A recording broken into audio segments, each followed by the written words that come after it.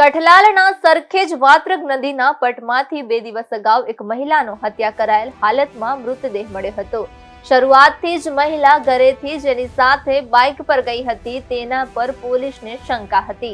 આખરે શંકાને આધારે ફરાર ઈસમને આબુથી ઝડપી પાડતા પોલીસની કડક પૂછતાછમાં તેણે હત્યા કરી હોવાનું કબૂલી લીધું હતું। આ મામલે તપાસ કરનાર પોલીસે જણાવ્યું કે ભાવનાબેન લોકોને વ્યાજે રૂપિયા આપતા હતા। બનાવના આગલા દિવસે તે શૈલેષ ચૌહાણની બાઇક પર બેસીને ઘરેથી નીકળ્યા હતા, જે બાદ ઘરે પરત ફર્યા ન હતા। પરિવારજનોએ શૈલેષની તપાસ કરતા સાસરીમાં ગયો હોવાનું અને ફોન સ્વિચ ઓફ આવતો હોવાનું સામે આવ્યું હતું, જેથી પૈસાની લેતી દેતી અને શૈલેષને શોધી કાઢવાની દિશામાં તપાસના ચક્રો ગતિમાન કર્યા હતા। આ દરમિયાન શૈલેષ આબુ અંબાજી હોવાની માહિતી મળતા તેને આબુથી દબોચી લીધો હતો, જેની પૂછતાછ કરતા તેણે જણાવ્યું હતું કે તેણે એક વ્યક્તિને વચ્ચે રહીને ભાવનાબેન પાસેથી વ્યાજે રૂપિયા અપાવ્યા હતા। જે વ્યક્તિ પૈસા ચૂકવતો ન હોય ભાવનાબેન અવારનવાર રૂપિયાની ઉઘરાણી કરતા હતા, જેથી ચપ્પાથી હત્યા કરી નાખી હોવાનું કબૂલ્યું હતું।